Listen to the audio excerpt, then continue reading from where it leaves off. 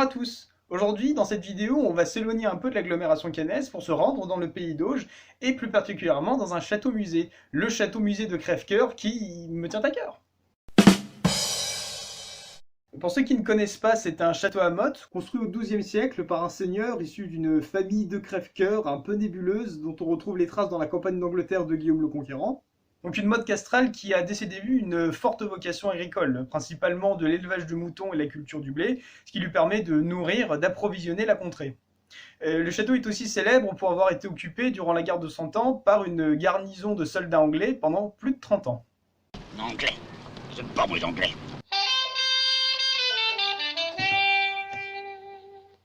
Allô? Antoine, faut vraiment que t'arrêtes avec tes références à Louis de Funès dans tes vidéos. Ça fait quand même la 4e fois là.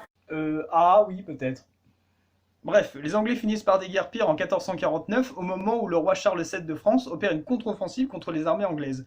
Suite à cela, je résume, le château de Crèvecoeur continue sa petite existence et garde son importance, sa grande utilité agricole, ce qui lui permet d'éviter d'être vandalisé à plusieurs reprises.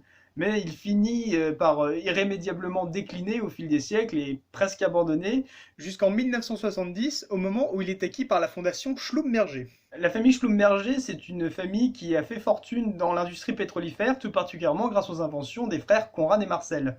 Après avoir acquis le château et après l'avoir restauré, ils l'ont transformé en musée à double vocation, la première étant d'enseigner l'histoire du Moyen-Âge, la deuxième de rendre hommage aux frères Conrad et Marcel. Donc un château-musée qui encore aujourd'hui a beaucoup de succès. Notez qu'il va rouvrir dès ce samedi 30 mai. Il sera ouvert tous les jours de 14 h à 18 h, sauf le mardi. Mais si, avant d'y aller, vous voulez avoir un petit aperçu, vous pouvez trouver sur l'application Easy Travel une visite virtuelle audio guidée qui a été mise en place par l'équipe du château durant le confinement. Je vais vous montrer comment ça marche, alors désolé pour la qualité de l'image, j'ai vraiment fait ce que j'ai pu.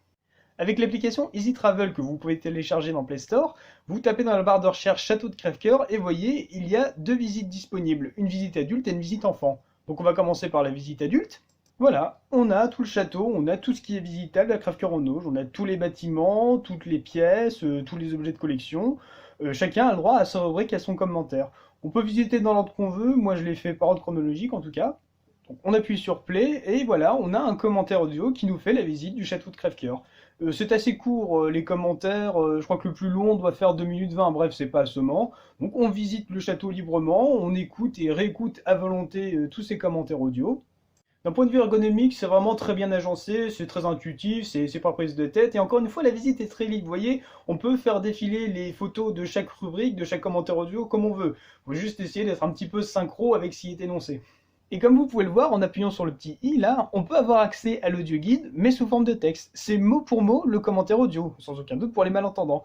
Et je voudrais vous montrer quelque chose. Dans cette barre de recherche, en tapant un code chiffré, on peut avoir accès directement à certaines rubriques, comme c'est suggéré parfois par l'audio guide. Donc en l'occurrence sur les médiévales, c'est-à-dire le grand événement estival à Crèvecoeur-en-Auge. Voilà, maintenant je vais vous montrer le parcours pour enfants. Alors, il faut l'avoir téléchargé au préalable, faut le savoir. Donc moi c'est bon, c'est fait.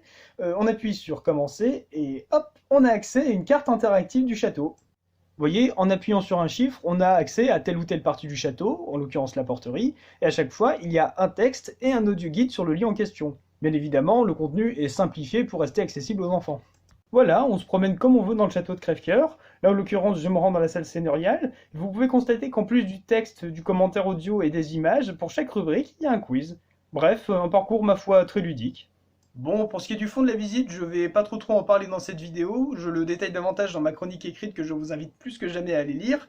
Simplement signaler que ce que j'ai toujours apprécié au château de Crèvecoeur-en-Auge, c'est qu'il nous présente un Moyen-Âge qui n'est pas trop héroïque, pas trop chevaleresque, mais qui préfère nous montrer, de façon très réaliste, les banalités de la vie quotidienne dans une petite seigneurie rurale au XVe siècle. Et c'est vraiment rafraîchissant. Voilà, n'hésitez pas à aller faire cette visite virtuelle, et en attendant, passez une bonne journée et prenez soin de vous.